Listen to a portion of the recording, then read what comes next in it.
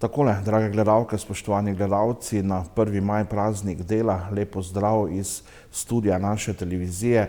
Govorili bomo seveda o tematiki, ki je danes najbolj aktualna, to pa je praznovanje 1. maja, praznika dela, in več o trenutnem položaju delavcev, pa seveda tudi o tem, kako smo 1. maj praznovali nekoč, kako ga praznujemo danes, z mojo sogovornico, to je Mojca Stropnik, sekretarka območne organizacije Zveze svobodnih sindikatov Slovenije za Savinjsko. Dober dan, dobrodošli. Dober dan in hvala lepa za povabilo. 1. maj, torej danes tisti tradicionalni praznik dela, praznik delavcev, pa mogoče za uvod, kakšna so bila praznovanja nekoč, kako se je vse skupaj to z leti spreminjalo, kako ga praznujemo danes. Vemo, da je svoje naredila tudi korona, zdaj nekako spet poizkušate to praznovanje pripravljati na način, kot je bilo to značilno pred koronskim obdobjem.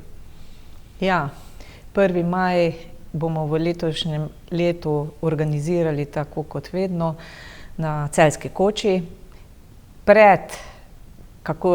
Kot ste že sam povedal, pred korono so ta tradicionalna 1. maj bil v naši regiji na večjih mestih. Imeli smo Šmiglovo zidanico, imeli smo Šmohor, imeli smo Slamnik, imeli smo Boč, dokler ni bil dan pod kulturno dediščino naravni habitat, kjer ne smemo več imeti tam teh praznovanj. Več lokacij je bilo, sedaj pač smo na eni lokaciji, ker se mi zdi bistvenega, da pokrijemo celjsko območje kot celo območje, mi pa seveda pokrivamo široko regijo, od Radeč do Rogaške Slatine, do Konjic, pa vse tam do Vranskega. In zato smo nekje tukaj se osredotočili na Celjsko kočo, pa ne smem pozabiti še Velenjčane zraven, da mi ne bodo zamerili, tudi to spada pod naše območje. Včasih je pač to tradicionalno bilo, da so ljudje na ta dan seveda šli z družinami na najbližji hrib, ki so ga imeli. Tam so se dogajale razne stvari, bili so razni govorci, govorilo se je o položaju delavstva. Tudi na Celjski koči v letošnjem letu bo ta program v tej smeri potekal.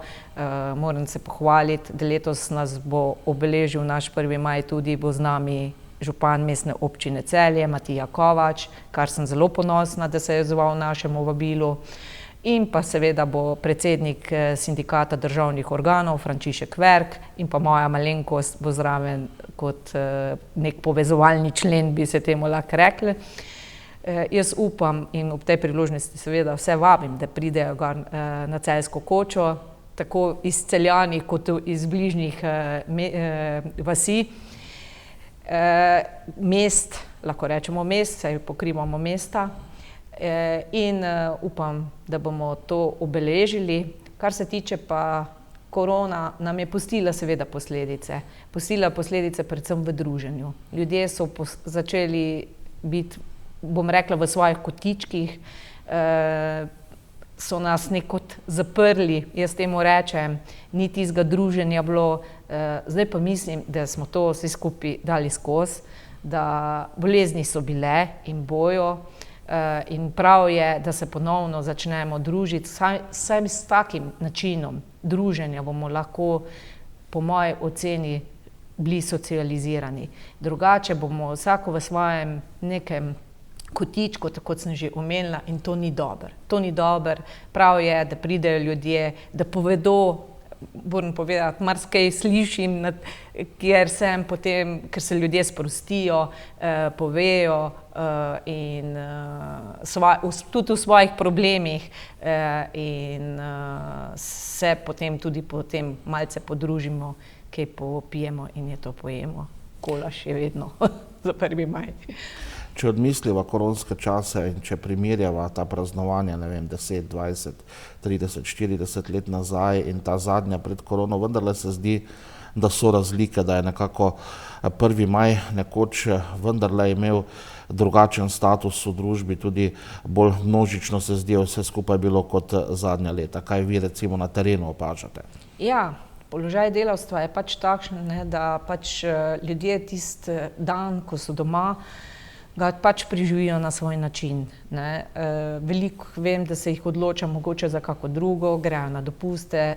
Pač to je vse logično zaradi tega, ker enostavno časa je zelo malo. Vsi vemo, da včasih je bilo v podjetjih več ljudi zaposlenih, več vsega, dopuste si lažje dobil, lažje si se zorganiziral. Zdaj pa temu ni več tako, Zdaj pa smo včasih ni bil problem, če je bil nekdo na dopustu ali pa bolniški, zdaj pa to rato vse problem, ker je 1 za 1.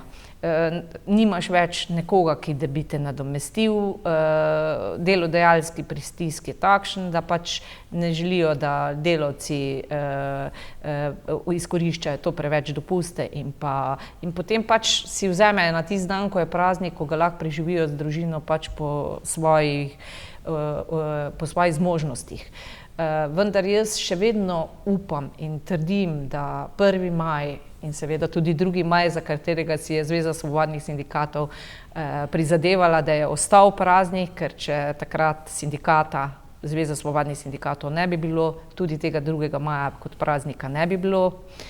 To se moramo zavedati in isto je z 2. januarjem. Ampak jaz trdim, da 1. in 2. maj je čas, da ljudje naj poskušajo ga preživeti v krogu, tam, kjer si ga najbolj želijo. Je pa dejstvo, da včasih so ljudje bolj prihajali na ta zborovanja, to je pa dejstvo. In jaz upam, da bomo, tako kot sem že prej povedala, da so nas malo razdvojili oziroma so nas potisnili v svoje kote, saj če smo imeli mejno, nismo mogli prestopati meje, pa veste, kako je to pustilo tudi določene posledice na ljudeh, so stiske, zato pa jaz pravim, počasi bomo poskušali to nazaj zapeljati. Že v lanskem letu smo, pa je že bila kar množična udeležba, seveda je pa veliko odvisno tudi od vremena. To pa moramo biti pravični, da pač, če je dež, ponavadi potem teh prireditev ni, ker pač je to vse na prostem. Ampak jaz upam in držim pesti, da bo in da se bojo v čim večjem meri udeležili teh praznovanj, ker to praznovanje je praktično dejansko namenjeno delavcem, delavkam, upokojencem, upokojencem, dijakom, dijakinjam, študentom, študentkam, vsem tem, ki bojo tudi nekoč stopili na naša mesta in bojo peljali stvari naprej. In jaz se pravim, še ponovno enkrat pozivam, pridite, skupaj smo močnejši, malo bomo se poveselili, malo si bomo kako povedali in podružili, predvsem to poudarek je na druženju in komuniciranju z ljudmi. Prej ste že omenili, da pokrivate zelo široko območje, seveda celotno regijo, mogoče da naši gledalci in gledalke dobijo nekaj občutka o vaši organizaciji, koliko članov imate, na kakšen način delujete, katera področja panoge vse pokrivate? Ja, mi delujemo zelo široko. Mi delujemo, naša območna organizacija pokriva, tako sem vam že prej povedala, vse do Radeč, pa do Rogaške, pa vse tam do Slovenskih Konjic, Velenje, Topolšica, Mozirje, Vransko. Mislim, res je široko področje, seveda pa vse ta naš okoli Žalec, Celje. In to je res široko območje. Naša območna organizacija pokriva, lahko rečem, vse dejavnosti, večinoma vse dejavnosti od javnega sektorja do industrije in storitev. In pa tudi pokrivamo, kar se tiče sindikata Mladih plus, ki so zelo aktivni, predvsem so aktivni bolj v Ljubljani, se vemo zakaj, zaradi tega, ker je tam največ študentov, ampak tudi se že tudi pojavlja v Celju in pa pokrivamo seveda še, bom rekla, vse te podjetja, ko mogoče nikamor ne spadajo, ne, pod neko dejavnost, bom rekla tako, kot so mogoče invalidska podjetja ali pa kakšna podjetja, za katere kolektivna pogodba ne, to pa potem se združuje v tako imenovani Svobodni sindikat Slovenije in tudi teh nekaj članov imamo. Naša območna organizacija pokriva cirka 6000 do 7000 članov, to je fluktuacija gor dol. Tukaj nekje, lahko rečem nekje 6500 članov, če sem bolj natančna.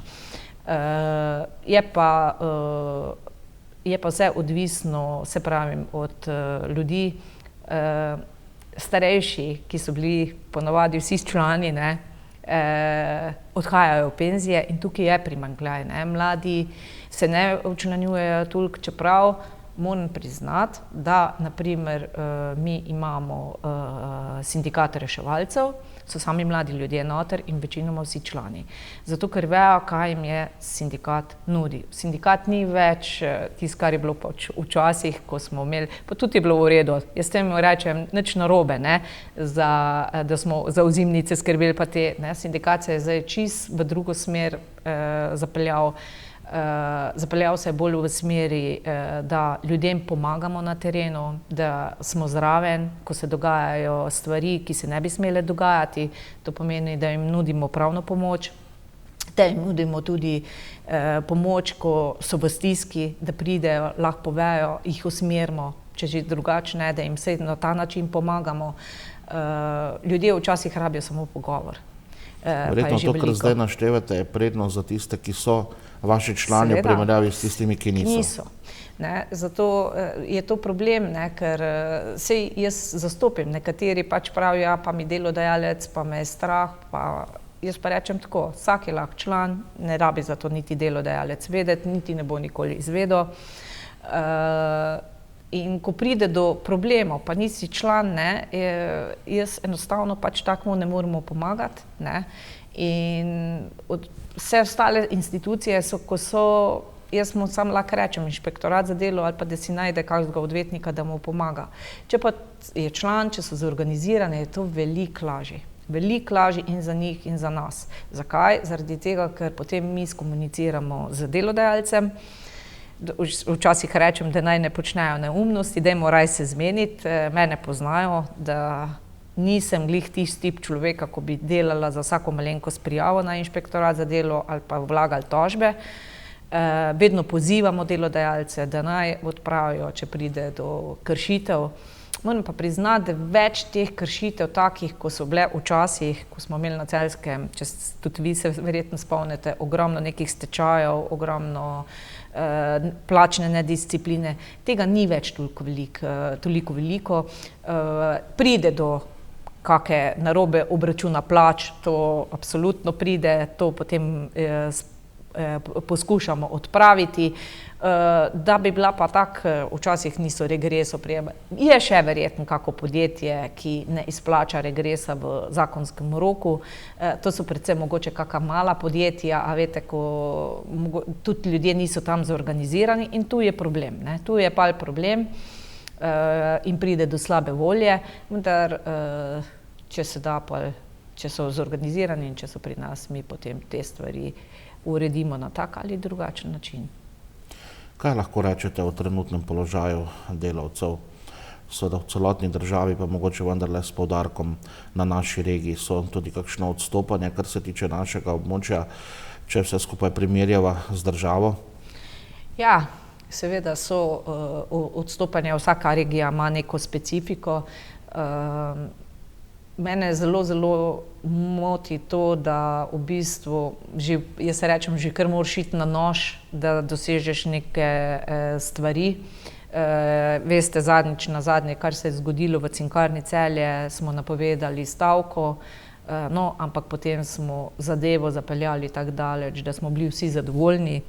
Vsi, bom rekla, v 90%, seveda vsi nikoli niso zadovoljni, še vedno bi se kaj dalo več, ampak jaz rečem tako, da smo bili zadovoljni. Problem so plače, problem so prenizke plače, problem so To pa zaradi tega, ker inflacija je bila 10,3%, to je inflacija. To jaz vedno povem in ko meni delodajalci, jaz sem dvignil plače. Ne, niste dvignili plače, samo eskalirali ste jih.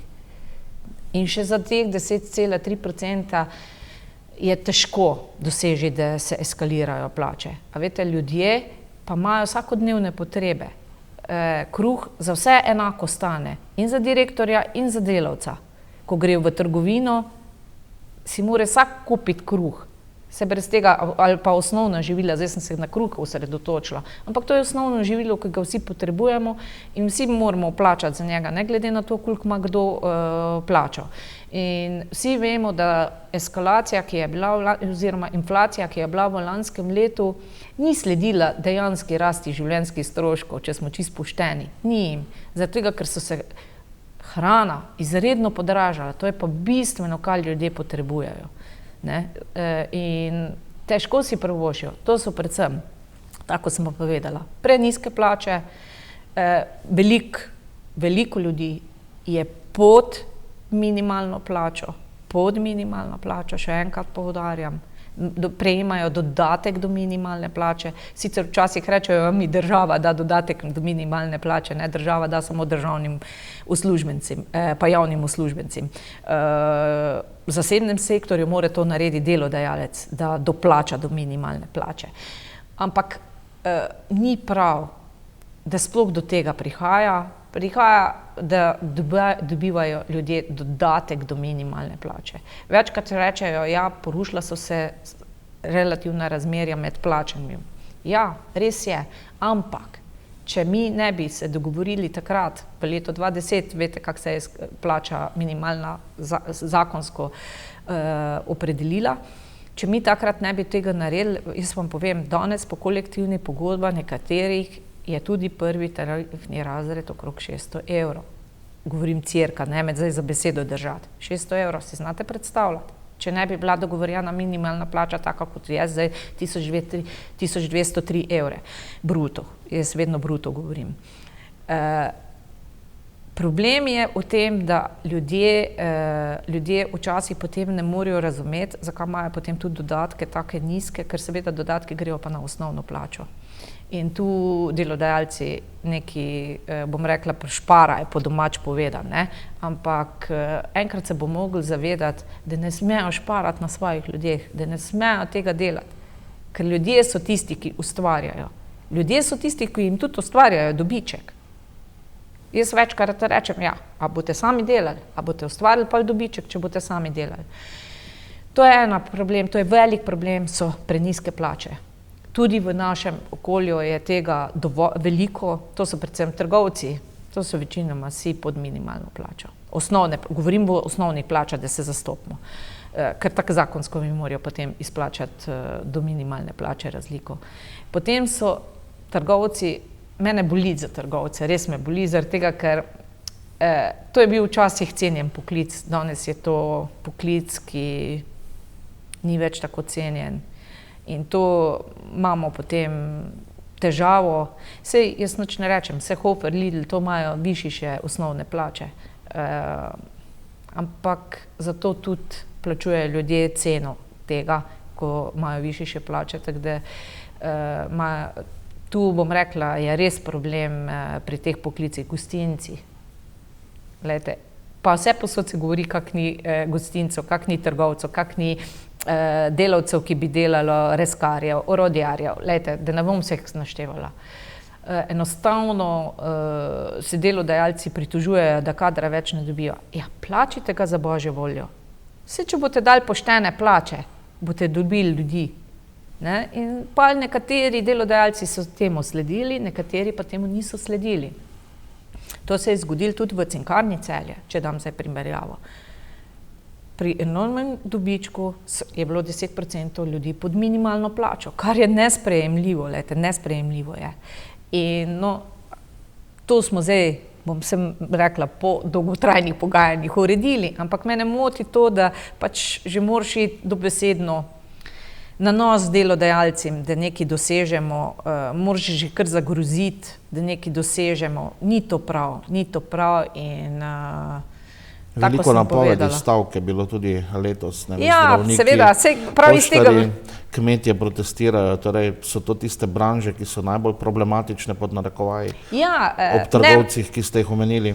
Niso mogoče glih tu najbolj problematične, bodimo pošteni, ampak enostavno danes več ne moreš nič doseči, če ne napoveš ali stavke ali neki, da tu se pa potem delodajalci ponavadi ročno zategnejo.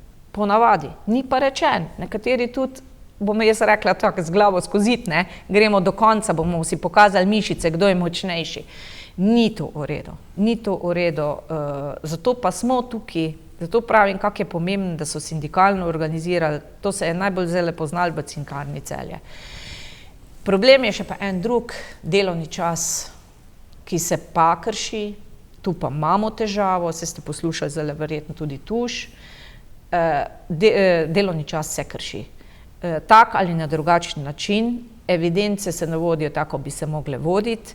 Tu moram priznati, da inšpekcija za delo je odreagirala, delajo dobro na terenu. Jaz tudi imam zelo dobro sodelovanje z delovno inšpekcijo, ampak jaz zastopim, da ne morajo vse posod takoj odpraviti, ampak poskušamo to. Seveda, če pride do mene, da jaz vem, da se krši s konkretnimi primeri, potem lahko odreagiramo. Če pa do tega ne pride, ne, potem pa ne moreš odreagirati, ker niti ne veš. Ljudje pa rečejo, ja, pa si ne upam. Pa se ne bom prijavila, se ne bom rekla, Metka mi je rekla, ampak mi napišemo inšpektoratu, preglejte podjetje, kršijo po naših informacijah, kršijo to pa to pa to in prosimo, da nas o tem obveščate, da nam date povratno ime. Delovni čas. Potem je še pa razno, tako so spizi in to, kar pomagajo pri invalidskih, tu pa so tudi problemi, predvsem so problemi invalidi. Če dali več imamo tega. Starejši delavci so zgarani in tukaj tudi rabijo našo pomoč, da jim na prav način svetujemo, kako zadevo zapeljati, kako morajo delodajalec odreagirati, ko pride do odločbe. Večkrat se zgodi, da potem pač delodajalec reče, da nima ustreznega delovnega mesta, mi pa trdimo, da ga ima. Pa smo v nekaterih primerih smo uspešnih, vseh pa seveda nismo, žal. In tu bomo tudi mogli fejs razmišljati pri invalidih, kaj bomo naredili v bodoče, ker tu so res zelo male nadomestila in ljudje s tem ne morejo preživeti. So velike razlike med javnim in zasebnim sektorjem, kaj opažate? Ja, seveda, vedno rečejo v javnem sektorju, se vse spogajajo, javni sektor, ko napove, veliko se govori o javnem sektorju po televiziji, v zasebnem pa zelo malo. Ampak jaz bom tako rekla, zelo dobro so sindikalno organizirani, zelo dobro. Pa imamo zdravnike, ko so sindikalno organizirani, pa imamo medicinske sestre, ko so sindikalno, pa imamo reševalce, pa imamo učitelje. To so vsi javni uslužbenci in vsi so sindikalno organizirani. In vam moram povedati, da tam je zelo visok procent članstva, zelo visok. V naših podjetjih je pa tako, kakor v katerem podjetju, ne. Bom rekla, v zelo dobrih podjetjih je tam nekje 50-60% članstvo. Redko, ki je, bom rekla, 80-90%, ne. Prej je nekje 10-20-30% članstvo in potem seveda, potem imaš pa ti moč, plak. Zakaj je Cinkarna Celje uspela? Ker imajo moč, ker imajo zelo dobro sindikalno organiziranost. Tako da, tu je problem, ne, in če bi ljudje se tega zavedali in v javnem sektorju, tako sem povedala, oni pač imajo svoja pogajanja, za njih je tudi lažje, veste, oni imajo enega delodajalca, se vemo, kdo je to, ne, država. Zasebni sektor, jaz jih delim na industrijo in pa storitve, imaš pa veliko delodajalcev. In vsakim posebej se moraš pogajati, razen kar je krovno, ne? Da se na krovnem izpogajajo za kolektivno pogodbo dejavnosti, mi rečemo, potem pa še imamo podjetniške kolektivne pogodbe. podjetniški kolektivni pogodbi, se moramo pa za vsako podjetje posebej pogajati z delodajalcem. To je pa malo težje, ne. Javni sektor ima pa kolektivno pogodbo za javni sektor in pa potem imajo pa kolektivno pogodbo za zdravnike, za zdravstvo, ko velja za vse zdravstvene delavce po celi Sloveniji, a veste, in se točno ve, kdo se za kaj pogaja, ne, in nimajo posameznih podjetniških kolektivnih pogodb in to je veliko lažje. To je veliko lažje. Na eni strani torej pravite, da obstajajo te določene težave, ki ste jih zdaj povedali, imamo napovedi stavk, pa potem, če pride do dogovora, so seveda preklicane. Na drugi strani pa poslušamo, da so težave z delovno silo, da delodajalci nimajo na voljo dovolj delavcev, to seveda rešujejo nekako tudi z uvozom oziroma prihodom tujih delavcev. Kaj napovedujete za prihodnost? Bomo dejansko v nekaterih panogah pod narekovaji odvisni od tuje delovne sile že v zelo kratkem času? Ja, jaz mislim, da ja, da ste dali pravo vprašanje. To pa iz enega preprostega razloga. Mladi ljudje, ki jih mi šolamo, mi jim plačujemo študije, nam odhajajo. Zakaj nam odhajajo? Se vrnemo na prejšnjo točko. Ker tudi mladim ljudem ti moraš dati pogoje dela. Mladim ljudem mogoče včasih plača mora biti solidna, vendar morajo imeti tudi pogoje dela, da lahko raziskujejo, da lahko ustvarjajo, da so lahko inovativni, kreativni.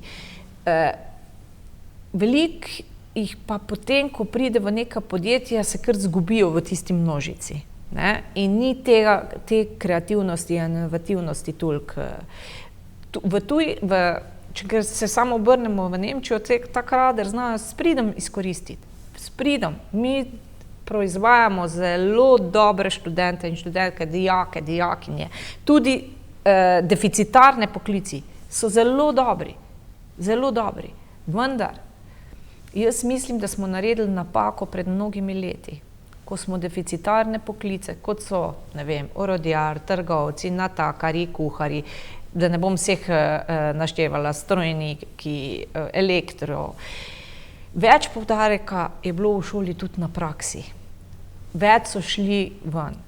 A veste, in tu je tista razlika med starejšimi, ki imajo ogromno izkušenj in ko pridejo potem ti mladi s polni znanja, teoretičnega znanja, ki bi ga lahko noter komponirali, pa tega ne znamo izkoristiti. Dokler bodo plače takšne, kot so, in delovni pogoji takšni, kot so, jaz ne bom rekla, da so v vseh podjetjih, da se zastopimo. Imamo podjetja, ko jih imamo tule gor, pa dajo mladim kadrom, se spremljate verjetno, ko res imajo dobro zastavljene stvari, se kar terajo tam mladih ljudi.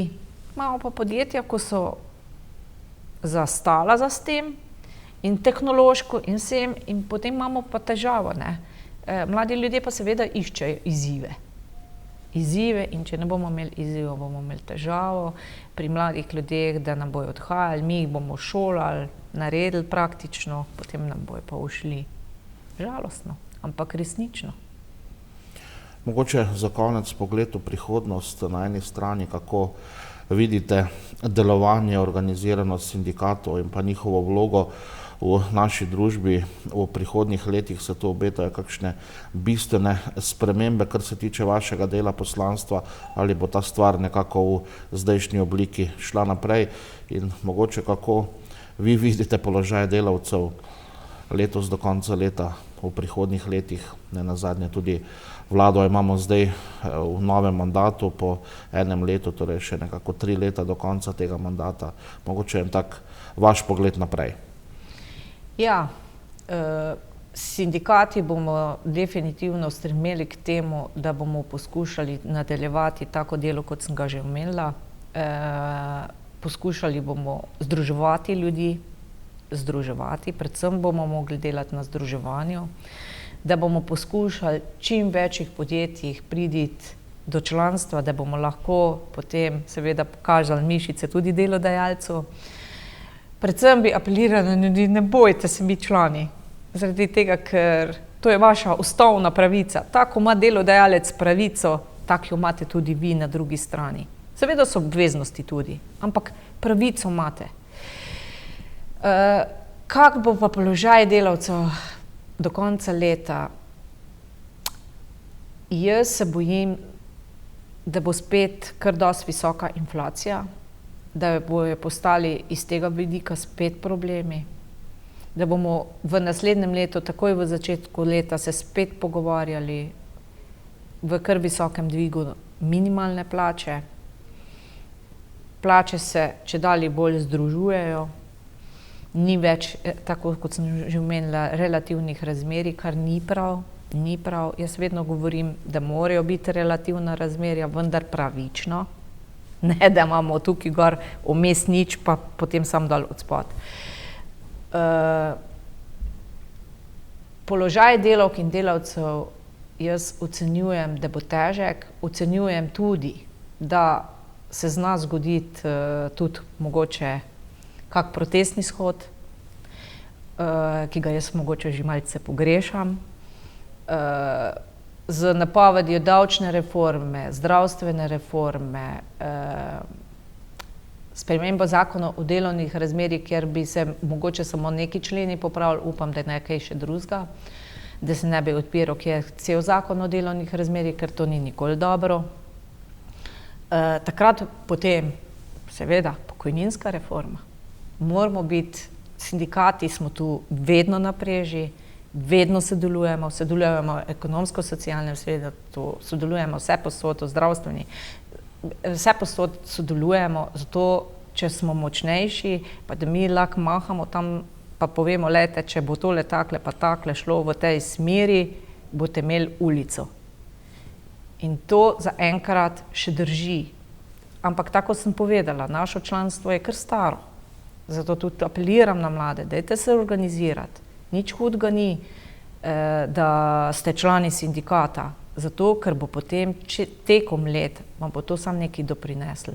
Ne boste zaradi tega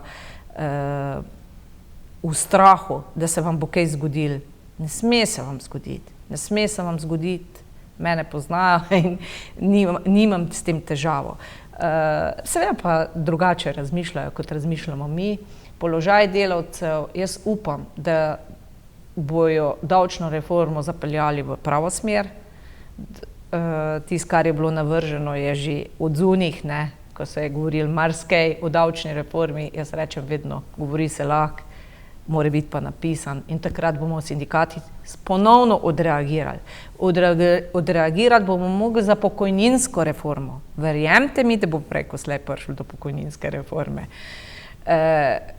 Ljudje živimo dlje časa in jaz se bojim, da bo prišlo do kakih neugodnih, bom rekla jaz, trendov, in takrat bomo rabili ljudi za sabo.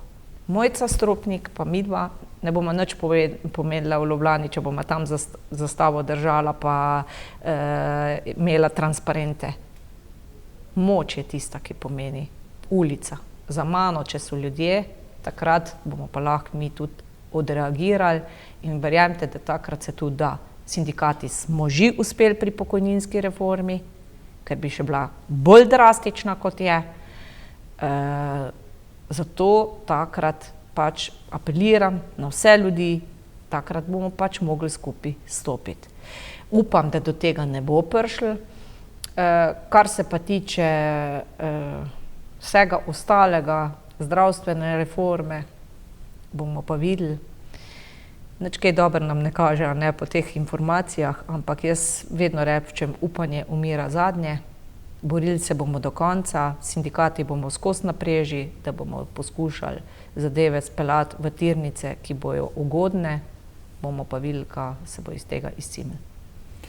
Mojca Stropnik, hvala za obisk v našem studiu, za vse te informacije. Veselo praznovanje seveda praznika dela voščimo vam, kakor seveda tudi vsem delavkam in delavcem in pa nasploh vsem ostalim. Drage gledalke, spoštovani gledalci, hvala, ker ste bili v naši družbi in nasvidenje do naših naslednjih druženj. Lep pozdrav in lahko noč.